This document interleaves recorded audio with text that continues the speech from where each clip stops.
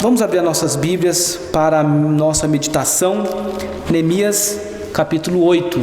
Neemias capítulo 8.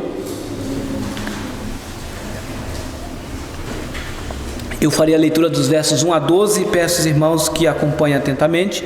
Antes disso, alguém que nos visita pela primeira vez? Ao lado da Tainá, seu nome? Tatiane, Deus te abençoe. É uma alegria recebê-la no nosso meio. E nosso desejo é que se sinta muito bem. E sempre que desejar retornar, será muito bem-vinda, tá bom? Deus te abençoe.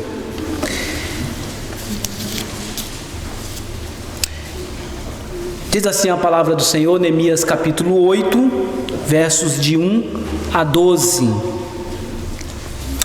Em chegando o 7º mês, e estando os filhos de Israel nas suas cidades, todo o povo se ajuntou como um só homem, na praça diante da porta das águas, e disseram a Esdras, o escriba, que trouxesse o livro da lei de Moisés, que o Senhor tinha prescrito a Israel. Esdras, o sacerdote, trouxe a lei perante a congregação, tanto de homens como de mulheres, e de todos os que eram capazes de entender o que ouviam. Era o primeiro dia do 7º mês. E leu no livro diante da praça, que é esta fronteira, a porta das águas, desde a alva até o meio-dia, perante homens e mulheres, e os que podiam entender, e todo o povo tinha os ouvidos atentos ao livro da lei. Esdras, o escriba, estava num púlpito de madeira que fizeram para aquele fim. Estavam em pé junto a ele, à sua direita, Matitias, Semá, Anaías, Urias, Ilquias, Maazéias, e à sua esquerda Pedaias, Misael, Malquias, Rassum, Rasbadana, Zacarias e Mesulão. Esdras abriu o livro à vista de todo o povo, porque estava acima dele. Abrindo ele, todo o povo se pôs em pé. Esdras bendisse ao Senhor, o grande Deus, e todo o povo respondeu: Amém, Amém. Levantando as mãos, inclinaram-se e adoraram o Senhor com o rosto em terra. E Jesuá, Bani, Serebias, Jamim, Acube, Sabetai, Odias, Maazéias, Quelita, Azarias, Josabade, Anã, Pelaias e os levitas ensinavam o povo na lei, e o povo estava no seu lugar. Leram no livro, na lei de Deus, claramente, dando explicações de maneira que entendesse o que se lia. Neemias era o governador, e Esdras, sacerdote e escriba, e os levitas que ensinavam todo o povo lhe disseram: Este dia é consagrado ao Senhor vosso Deus, pelo que não planteeis nem choreis, porque todo o povo chorava ouvindo as palavras da lei. Disse-lhes mais: Ide, comei carnes gordas, tomai bebidas doces, e enviai por porções aos que não têm nada preparado para si, porque este dia é consagrado ao nosso Senhor. Portanto, não vos entristeçais, porque a alegria do Senhor é a vossa força. Os levitas fizeram calar todo o povo, dizendo: Calai-vos, porque este dia é santo, e não estejais contristados. Então todo o povo se foi a comer, a beber, a enviar porções e a regozijar-se grandemente, porque tinham entendido as palavras que lhes foram explicadas. Bendito Deus, o Senhor que inspirou, ó Pai, Neemias para registrar, ó Deus, a Tua palavra, que seja o mesmo a abrir o nosso entendimento nesta noite. Nós carecemos de Ti, ó Deus. Sem a iluminação do Teu Santo Espírito, não compreenderemos a Tua vontade. Por isso nós Te rogamos, sê conosco. Permita que não só entendamos, mas capacite-nos, ó Deus, para que a partir do entendimento da Tua vontade, possamos fazer mudanças reais, significativas na nossa vida cristã, a partir do confronto da Tua palavra a cada um de nós. Sê conosco, é o que nós te pedimos, no nome de Jesus, amém, Senhor. Meus irmãos, esse texto de Neemias também, entre outras coisas, vai falar sobre o tema que nós propomos discutir nessa noite, que é as evidências de um verdadeiro avivamento. Quando nós pensamos em avivamento, muito se fala hoje sobre avivamento. Há congressos acerca de avivamento. O problema é que nem todos compreendem de fato o que é um verdadeiro avivamento, o que é ser uma pessoa avivada, o que é uma igreja avivada, o que é um crente avivado. Veja, por conta de não entender o que significa um verdadeiro avivamento, muitos confundem e começam a dar nomes ou dizer que avivamento é determinados comportamentos, determinadas atitudes que se veem no decorrer da história em muitos meios evangélicos, em muitos cultos evangélicos, e ali simplesmente dão o nome de avivamento, quando na verdade não é.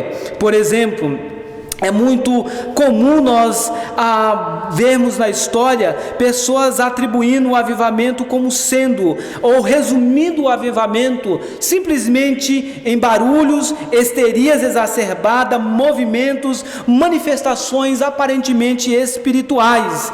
Muitas pessoas, portanto, acham que avivamento ou que ser avivado é apenas se comportar de uma forma muito histérica em um culto. Aí com isso acha que ser avivado é apenas algo pontual, que se dá apenas em um culto, em uma reunião solene, em uma reunião do povo de Deus. Por conta disso, é notório nós percebemos que hoje a maioria das igrejas, a maioria dos movimentos evangélicos tem de fato deturpado o conceito de verdadeiro avivamento. E com isso nós percebemos que esses aparentes avivamentos trazem em si grandes confusões, grandes divisões, grandes problemas no meio da igreja do Senhor Jesus. Mas se você ainda não pesquisou a história, você pode pesquisar a história e perceber de uma forma muito clara que, ao estudar os grandes avivamentos, você vai perceber que o avivamento não se deu por movimentos, mas avivamento se deu muito por mudanças de uma sociedade, de pessoas individualmente, de grupos coletivos como a própria igreja de modo geral. Quando, portanto, na história, século XVI e XVII, se declarou um verdadeiro avivamento, nós percebemos que há uma tônica nesses avivamentos, que é um retorno às Escrituras, que é um retorno à palavra de Deus, que é um retorno ao estudo da palavra. Então veja, muitas das vezes nós olhamos, achamos que avivamento é isso, avivamento é apenas lágrimas, avivamento é apenas gritos, avivamento é apenas um louvor extenso, avivamento é apenas emocionalismo, avivamento é apenas aquela pessoa que tem comoções no culto, mas nada disso é verdadeiro avivamento. O crente avivado traz mudanças no seu meio, traz mudança onde ele está. Se você diz que é um crente avivado, você vai demonstrar avivamento não é dentro da igreja, você vai mostrar avivamento dentro da sua casa, da forma como você trata a sua mulher, o seu esposo, da forma como você trata os seus irmãos, os seus filhos, da forma como você trabalha como funcionário, da forma como você serve a Deus fora da igreja. Verdadeiro avivamento não é dentro da igreja. Verdadeiro avivamento é de fato algo contínuo que não se dá apenas em um momento específico. Diante dessa realidade, nós podemos olhar para esse texto, e sim, nesse texto, Neemias traz algumas lições sobre avivamento. O foco, nós sabemos muito bem aqui, que o foco do texto aqui de Neemias marca um momento importante na história do povo de Israel. E que momento era este? Veja, meus irmãos, em 445, por volta de 445 antes de Cristo, há um retorno de um segundo grupo de judeus da Babilônia para Jerusalém. E nesse segundo grupo está justamente Esdras, está justamente esse grupo relatado no capítulo de número 8. Esse grupo, depois de um extenso período de cativeiro nas mãos egípcias, depois eles experimentam o cumprimento da palavra de Deus, eles podem agora retornar para Jerusalém. Ao retornar para Jerusalém, esses judeus provaram a fidelidade de Deus, provaram a providência de Deus, provaram o agir soberano de Deus na vida deles. Ao retornar a Jerusalém, portanto, o desejo desses irmãos, a primeira coisa que eles querem depois de um período de distanciamento, eles procuram Esdras e dizem para ele: nós queremos ouvir a lei do Senhor, nós queremos ouvir a palavra de Deus, nós queremos nos reunir para sermos orientados pelo próprio Deus. E veja, ao ouvir a lei, e isso era fundamental para eles reatarem o relacionamento com Deus e lembrar da sua aliança, o texto nos mostra as ações que eles tiveram. Que ações foram essas? Ações em decorrência de ouvir a lei de Deus. E é a partir dessas reações que nós vamos de fato responder, olhando para o texto, que evidências podemos ter ou ver de um verdadeiro avivamento, Primeiro, um verdadeiro avivamento, ele é marcado por uma profunda sede de estudar a palavra de Deus. A primeira coisa que nós precisamos nos perguntar é: você se considera uma pessoa avivada? Se você se considera, você tem desejado, você tem amado a palavra de Deus mais do que as suas coisas pessoais e materiais? Você tem amado a palavra de Deus ao ponto de não se conformar em apenas ouvi-la no domingo, mas alimentar-se dela também durante a semana, pela meditação diária desta palavra?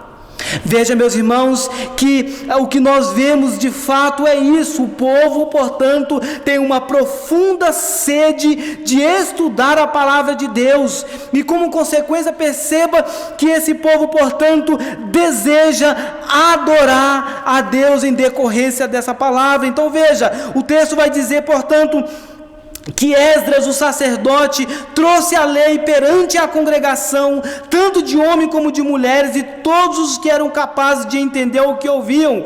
Era o primeiro dia do 7º mês. Leu o livro. Ao ler a lei de Deus, o texto vai dizer que eles ficaram desde a alva, desde o amanhecer até o meio-dia, ouvindo a palavra de Deus. Eles não se cansavam de ouvir a palavra de Deus. O verdadeiro avivamento é marcado por um desejo intenso de se conhecer a Deus, de conhecer a palavra do Senhor. Veja, meus irmãos, isso é avivamento, isso é desejar mais a Deus do que as coisas nossas. Isso é avivamento, ele é marcado por um profundo senso de urgência, de se aproximar de Deus, de conhecer a Deus, para que esse conhecimento provoque em nós um novo relacionamento com Deus. Não adianta dizer que é avivado se nós resumirmos a nossa vida com Deus apenas nos domingos. E olha lá, quando resumimos a nossa vida de oração apenas ao domingo, quando alguém conduz a oração. O verdadeiro avivamento é voltado para o desejo de se conhecer mais a Deus e sua palavra. Veja, é preciso que nós compreendamos isso, porque movimentos, entretenimento, ele passa. Momentos histéricos, histerias se vão. Mas a única coisa que permanece para sempre é a palavra de Deus. Os movimentos passam, mas a palavra de Deus permanece a mesma. Ela não muda, continua a cada dia sendo a mesma. E perceba que na narrativa que nós acabamos de ler, nós percebemos que esses irmãos, portanto, eles desejavam profundamente conhecer a palavra de Deus. Esdras abriu o livro à vista de todo o povo, porque estava acima dele. Esdras bendisse ao Senhor, o grande Deus, e todo o povo respondeu: amém, amém. Levantando as mãos, inclinaram-se e adoraram ao Senhor com o rosto em terra. Esse ato de prostrar-se, de curvar o rosto em terra, era justamente um ato de dependência, um ato de reverência para com o Senhor. Eles estavam diante da palavra santa, e diante dessa palavra santa, o que restava a eles era bendizer, era glorificar a Deus por sua palavra e render-se completamente ao Senhor de suas vidas. Veja, meus irmãos, que o texto vai nos dizer, portanto, que Esdras bendiz ao Senhor. A palavra amém, amém, é verdadeiramente, assim seja. Quando Esdras diz essas palavras, bendice ao Senhor, o grande Deus, e todo o povo respondeu amém. Ou seja, verdadeiramente, com certeza, este é o grande e o único Deus. E com isso, eles bendiziam, eles glorificavam ao Senhor, porque eles tinham prazer na palavra de Deus. O Salmo 1 vai dizer que bem-aventurado é o homem que não anda num caminho dos ímpios, antes o seu prazer está na lei do Senhor, e na sua lei medita de dia e de noite. Não confunda estar na igreja com avivamento, porque infelizmente muitos podem estar, mas não serem avivados, e apenas estarem por costume e não por mudança de vida. O verdadeiro avivamento provoca em você um desejo por buscar a Deus, e quando você não está buscando, você sente falta. Quando você não está na casa do Senhor, na companhia dos seus irmãos, quando você não lê a sua Bíblia, você sente falta. Mas quando você não faz nada disso e você não sente falta, então eu tenho uma notícia para você: você ainda não experimentou um verdadeiro avivamento. Você ainda precisa de um avivamento na sua vida. Meus irmãos, perceba que é isso que acontece. O estudo da palavra de Deus sempre é o resultado daqueles que de fato têm um novo ânimo. A palavra avivamento é justamente renovar-se, um novo ânimo, ter um novo vigor, novas forças para o trabalho, para o relacionamento com Deus. E quando nós olhamos para Atos, um dos grandes movimentos de avivamento que aconteceu na história, nós vamos perceber que quando aquelas pessoas ouviram o sermão do apóstolo Pedro, a primeira pergunta que de fato eles fizeram a Pedro é: o que nós vamos fazer diante de tudo aquilo que nós ouvimos? E a resposta de Pedro não é outra, apenas arrependei-vos. Quando nós olhamos a descida do Espírito Santo, quando a igreja foi capacitada por Deus, nós vamos perceber que aqueles irmãos que foram capacitados por Deus, aqueles irmãos que arrependeram-se e foram transformados pelo Senhor, eles evidenciaram um verdadeiro avivamento, estudando a palavra, orando e em comunhão com os irmãos. E perseveravam na doutrina dos apóstolos, nas orações, no partir do pão. Em cada alma havia temor. Atos 2:42 vai dizer que os quase 3.000 convertidos, eles perseveravam na doutrina, eles perseveravam na comunhão, eles perseveravam nas orações e no partir do pão. O primeiro avivamento da história, no período apostólico, o sinal desse avivamento foi uma volta do povo de Deus à palavra. Aliás, no Antigo Testamento, quando nós chegamos no Novo Testamento, período apostólico, a conversão genuína se deu pelo desejo de estudar a palavra. Quando nós olhamos para os grandes avivamentos do século XVI, o período da Reforma, o avivamento se deu quando eles retornaram para o estudo da palavra. Quando nós vamos perceber os grandes movimentos missionários, o resultado dos grandes movimentos missionários foi porque estes estudaram a palavra e, transformado por essa palavra, eles entenderam que precisavam fazer alguma coisa para que outras pessoas conhecessem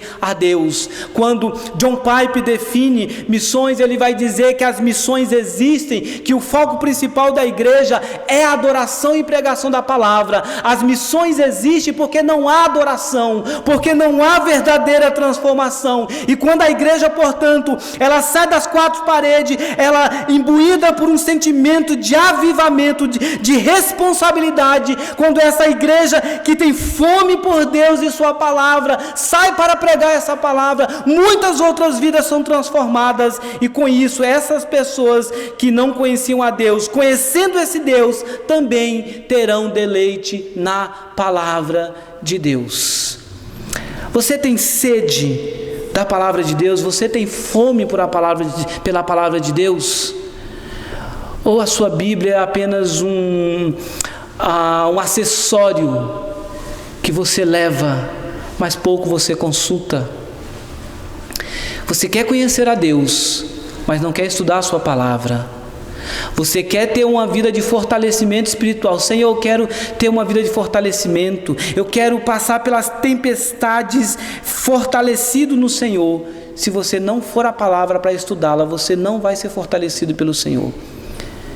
Amadurecimento, transformação, avivamento não é algo que acontece da noite por dia, e não é entrar nesse templo que vai acontecer um avivamento se durante a semana você não alimentar a sua vida com o estudo da palavra de Deus.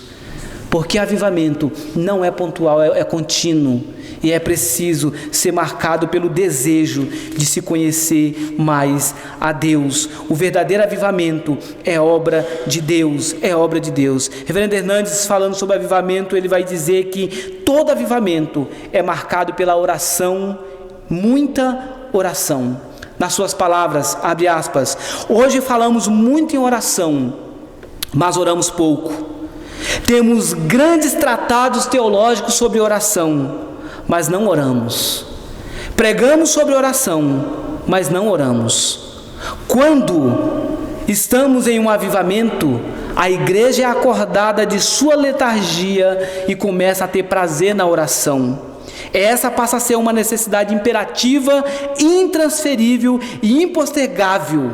Nada mais é tão importante quanto uma reunião de oração. Mas é algo que é pouco valorizado no meio evangélico. Pouco se ora. É só pensar nas reuniões de oração das igrejas como um todo, da nossa. Graças a Deus nós temos um grupo aqui fiel que todas as terças-feiras se reúne para orar. Será que esses irmãos, por exemplo, quando nós olhamos no avivamento ocorrido na Coreia, será que esses irmãos não têm o que fazer? Ah, pastor, mas eu trabalhei e tal. Não tem nada para fazer, mas eles têm. Mas eles entendem a importância de se ter a comunhão plena com Deus por meio do relacionamento com os irmãos. Todo avivamento é marcado por uma busca da palavra, e uma vez que nós buscamos e temos prazer nessa palavra, nós somos levados a ter uma vida de oração, de comunhão com Deus. Não tem como ter comunhão com Deus se nós não lemos a sua palavra, se nós não desenvolvemos uma vida de oração. É apenas ter um cristianismo de aparência, ou acharmos que estamos de fato servindo a Deus, quando na verdade não. Um pregador certa vez disse que queremos festa, queremos barulho, agitação, louvozão, mas ninguém quer dobrar os joelhos e clamar a Deus por misericórdia. É muito fácil estar em uma reunião apenas de festa, é muito fácil estar num ambiente de agitação, é muito fácil encantar-se e emocionar-se no louvozão, mas tudo isso passa.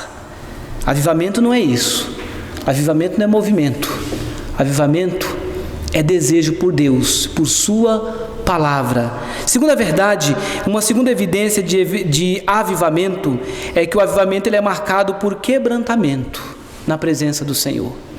Verso de número 9 vai dizer: Neemias, que era o governador, e Esdras, sacerdotes e escriba, e os levitas que ensinavam todo o povo lhe disseram: este dia é consagrado ao Senhor vosso Deus, pelo que não pranteeis nem choreis, porque todo o povo chorava ouvindo as palavras da lei. Ao ouvir as palavras da lei, ao ouvir a palavra de Deus, o que era evidente na vida desses irmãos é que este povo, eles se quebrantaram na presença do Deus Altíssimo. Se você ler depois o capítulo 9, você vai perceber justamente isso. Todo o capítulo 9 é marcado pela resposta desse povo ao entendimento da palavra de Deus. Verso 9, o capítulo 9 vai dizer que eles confessaram os seus pecados. Eles confessaram os seus pecados. Eles se quebrantaram na presença de Deus, porque o avivamento traz purificação, mudança de vida. O avivamento genuíno traz arrependimento, traz transformações. Por isso que avivamento não é emocionalismo. Avivamento é o resultado de uma profunda reflexão sobre a sua condição, sobre a sua vida. A partir dessa reflexão, você dá respostas diante daquilo que você refletiu. O verso 9 descreve o quebrantamento do povo, o quebrantamento como reconhecimento de suas limitações. Isso aconteceu também lá em Atos 2, verso 37, após ouvir uma mensagem. Eles disseram: o que faremos, irmãos? Pedro responde: arrependei-vos, arrependei-vos. Avivamento é quebrantamento, é transformação de vidas. É isso que Neemias nos mostra, é isso que a palavra de Deus nos mostra. Um coração quebrantado o Senhor não despreza, um coração que reconhece os seus pecados, a sua pequenez diante do Deus Todo-Poderoso, o Senhor não despreza, porque ao reconhecer a minha pequenez, eu estou de fato reconhecendo a minha condição de pecador, eu estou reconhecendo a minha limitação, eu estou demonstrando ao Deus Todo-Poderoso a minha humildade em reconhecer que sem Deus eu não sou nada, e com Deus eu posso me restabelecer para caminhar novamente na sua presença. É isso que acontece com a vida desse povo. Eles estavam voltando de um cativeiro, e ao retornar do cativeiro, eles queriam a palavra, e eles queriam uma vida de quebrantamento, eles queriam uma vida nova na presença de Deus. Eles queriam uma vida diferente, não queriam mais permanecer da mesma forma. Mas uma terceira e última verdade, irmãos, é que a terceira evidência de um verdadeiro avivamento é que o avivamento genuíno, ele é expressado por uma alegria constante, como consequência do entendimento das Escrituras. Um povo avivado passa por dificuldades, mas permanece alegre. Por quê? Porque a nossa alegria está no Senhor e não nas circunstâncias. A nossa alegria não está nas coisas, nas pessoas. Por que muitas pessoas se frustram hoje? Por que muitas pessoas dizem que estão tristes? Pode até dizer que estão decepcionadas com Deus, não têm forças. Por que tudo isso? Porque as pessoas, elas querem ser mimadas. Elas querem que Deus fique amaciando o ego. Ô meu filho, vem para a igreja, sirva ao Senhor, eu vou te dar isso, eu vou te dar aquilo. Uma geração que não aprende com as dificuldades, uma geração que não aprende com os problemas, uma geração que não aprende com as tribulações do dia a dia, uma geração que dá desculpa para tudo, para não estar servindo a Deus. Uma geração que prefere investir naquilo que é temporário, ao invés de investir naquilo que é eterno. Uma geração que se desgasta nas coisas terrenas e deixa a vida com Deus em último lugar. Uma geração que quando diz que está triste, é porque talvez está com dificuldades financeiras, é porque às vezes está com uma enfermidade, é porque às vezes aquele curso que queria fazer não deu certo, É porque talvez aquele emprego que queria tanto não aconteceu. Aquele meu projeto que tanto eu desejava não deu certo, então eu não estou feliz. Mas o verdadeiro avivamento, ele é marcado por uma alegria constante no Senhor. A alegria do Senhor é a nossa força, e a alegria verdadeira não está nas coisas. A alegria verdadeira está no fato de que nós servimos a Deus e temos o que é mais importante na nossa vida, que é a salvação eterna em Cristo Jesus. Perceba, meus irmãos, que a partir da sequência do verso 9, a parte final, o Esdras vai dizer, aliás, os levitas vão dizer: olha, agora não é momento de se entristecer, agora não é momento de chorar, agora não é momento de prantear, agora é momento de festa, é momento de alegria. Vocês estão na presença do Deus Todo-Poderoso, vocês foram resgatados de um cativeiro, vocês têm a palavra de Deus, vocês têm o Senhor, vocês não precisam de mais nada. Quando Jesus vai dizer que devemos buscar o reino de Deus em primeiro lugar e as demais coisas vos serão acrescentadas, ele está refletindo o mesmo ensino do Salmo 23. O Senhor é meu pastor e não precisarei de nada, de mais nada. Porque se eu tenho a Deus como minha prioridade, as demais coisas Ele vai me capacitar para tê-las. O Senhor vai abençoar as obras das minhas mãos para que eu possa conquistar as coisas. Mas quando eu me foco nas segundas coisas e deixo Deus de lado, eu inverto com isso as prioridades e eu me decepciono, eu sofro, eu começo a passar por dificuldades, eu começo a me angustiar. A razão da maioria das angústias da sociedade, até mesmo do cristão, é porque o cristão busca demais as coisas terrenas e esquece que Deus ele está no controle de tudo, que se você não tem o que você quer, porque não é o momento ainda de você ter. E não é por isso que Ele deixará de ser Deus, Ele continua sendo todo poderoso, porque se Ele quiser te dar o que você quer, Ele vai te dar, mas se não, Ele vai continuar sendo todo poderoso, Ele vai continuar no controle de todas as coisas. Por que muitas das vezes nós cristãos sofremos? Porque nós não queremos fazer a vontade de Deus, nós queremos fazer a nossa vontade. Eu defino o projeto, eu falo o que eu quero, e depois, por encargo de consciência, eu vou orar. Quando na verdade antes deveríamos orar e dizer: Senhor, qual que é a tua vontade para a minha vida? O que o Senhor quer para os meus projetos?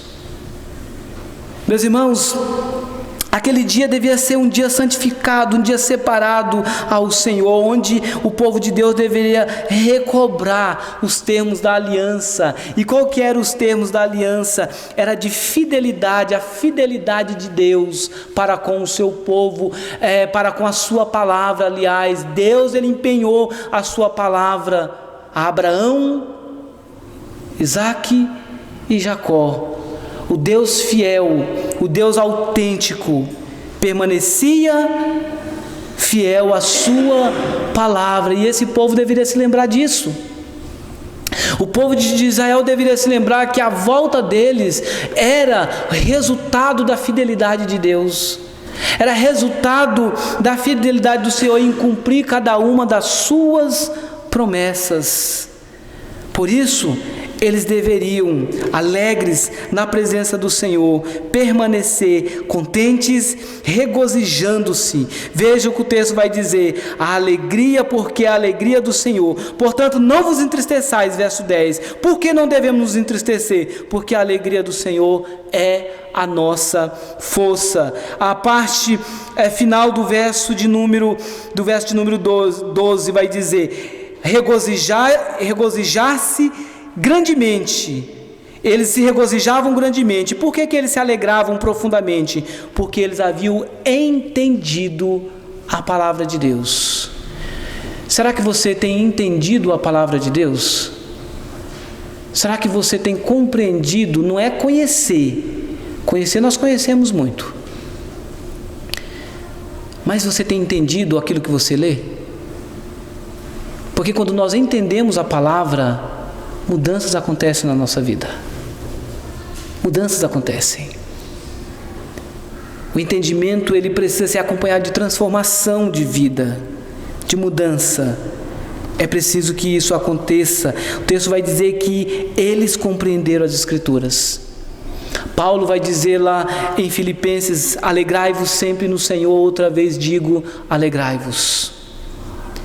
Novamente, mais à frente, Paulo vai dizer novamente sobre a alegria, e o apóstolo Paulo vai nos falar que a nossa alegria, ela está verdadeiramente no Senhor, não nas coisas, não nas pessoas, porque se a sua alegria estiver nas pessoas, quando as pessoas te decepcionarem, você te decepcionar, você não vai ser feliz.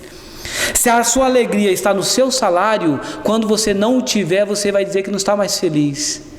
Se a sua alegria é a sua saúde, quando você não tiver a saúde, você vai dizer que não é feliz. Se a sua alegria é o relacionamento e as amizades, quando as amizades e relacionamentos decepcionarem, você vai dizer que não é mais feliz. Mas quando a nossa alegria é o Senhor, independente dessas coisas, nós vamos permanecer alegres. Quanto ao mais, irmãos meus, alegrai-vos no Senhor.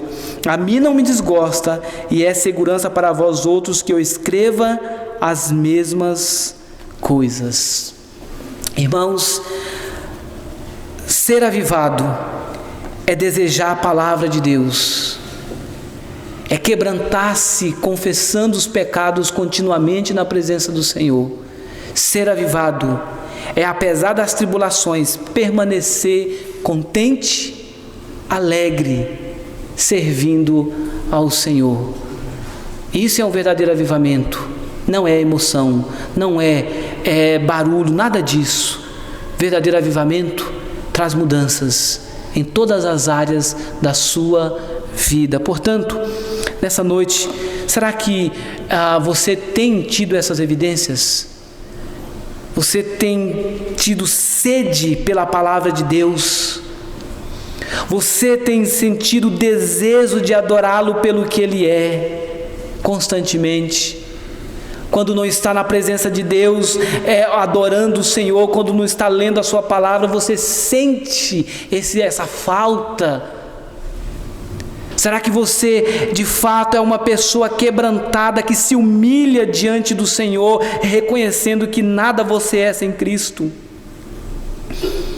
De que você é completamente dependente do Senhor? Que você reconhece os seus pecados, você reconhece a sua miserabilidade? Você reconhece que sem a graça de Deus, você estaria condenado ao inferno, e graças a Deus que Ele te resgatou das trevas. E uma vez que você é resgatado das trevas, você não pode fazer outra coisa senão adorá-lo pelo resto da sua vida. E a sua alegria? Você se alegra na presença do Senhor? Você tem tido uma alegria contínua, que não é marcada pelas circunstâncias, por aquilo que você conquista, por aquilo que você tem? Ou a sua alegria, ela depende de coisas? A sua alegria depende de situações? Você se alegra por ter o privilégio de não só estudar as Escrituras, mas de entender a palavra de Deus? Caso você não tenha essas coisas, é preciso que você, nessa noite e durante a semana, você clame a Deus: Senhor, dá-me um verdadeiro avivamento. Dá-me uma verdadeira transformação, porque se essas coisas não estão na sua vida, se você não tem desejado a Deus, a palavra de Deus, se você não tem buscado essa palavra, se você não tem uma vida de confissão de pecado, de quebrantamento, se você não tem tido alegria no Senhor, você precisa de um avivamento, você precisa de uma transformação, e o Senhor, Ele dá, o Senhor aviva, Ele transforma, Ele renova a força daqueles que não têm mais vigor. Ele nos fortalece. Será que você, para ficar algo muito claro, será que você se lembra dos primeiros passos seus de conversão? Quando você estava tão desejoso pela presença de Deus, que você não via a hora de estar na casa de Deus, de estar com os irmãos, você ouvia cânticos, você lia a Bíblia, você orava, você passava horas orando em comunhão com Deus, mas o tempo vai passando, essas coisas se tornam algo costumeiro na sua vida e você se acostuma com a vida cristã. Você se acostuma em vir à igreja, você se acostuma em participar de uma reunião, mas nada acontece, nada muda. É preciso que você avalie a sua vida a partir daquilo que foi ouvido nessa noite.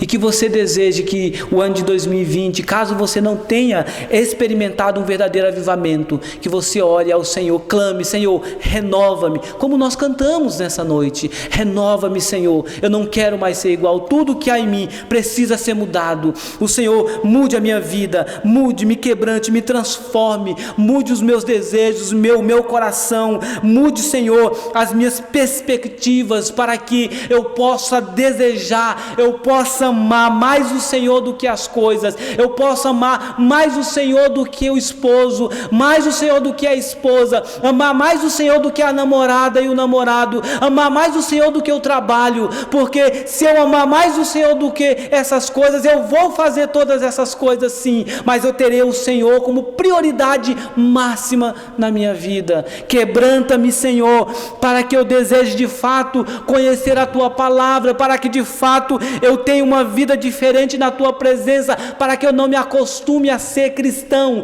não me acostume com a salvação, não me acostume em vir à igreja, não me acostume de apenas ter uma Bíblia nas mãos, não me acostume apenas de cantar, muitas das vezes cantar coisas que eu não estou disposto a fazer na minha vida.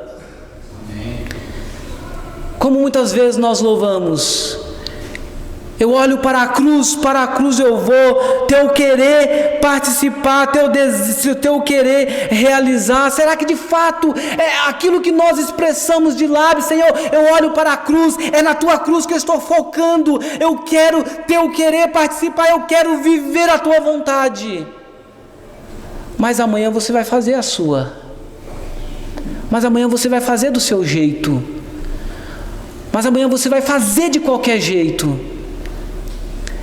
Verdadeiro avivamento é viver diferente a partir do entendimento das Escrituras. E que de fato, se não há um avivamento, que clamemos, como nós fizemos durante a semana de oração: dá-nos, ó Deus, um verdadeiro avivamento.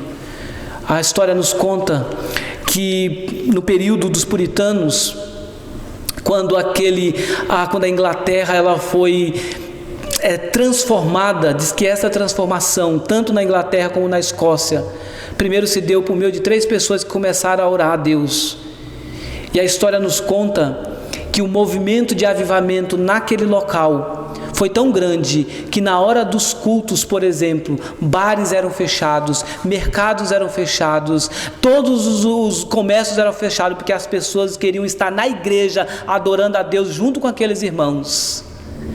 Quando nós estudamos a história dos puritanos, nós vamos entender que os puritanos, eles tinham a Deus em primeiro lugar, e o Senhor abençoava tanto a vida dos puritanos, que eles eram tidos como um dos cristãos mais bem-sucedidos financeiramente de sua época. Mas por que eles faziam isso? Porque os puritanos, eles entendiam que a prioridade era Deus, e a consequência de tudo isso era o Senhor abençoando naturalmente as suas vidas. O trabalho, eles trabalhavam para a glória de Deus, eles faziam o que faziam para a glória de Deus. Quando o dia era o dia do Senhor, eles entendiam: o dia não é meu, é do Senhor, e eu tenho que viver na presença dEle.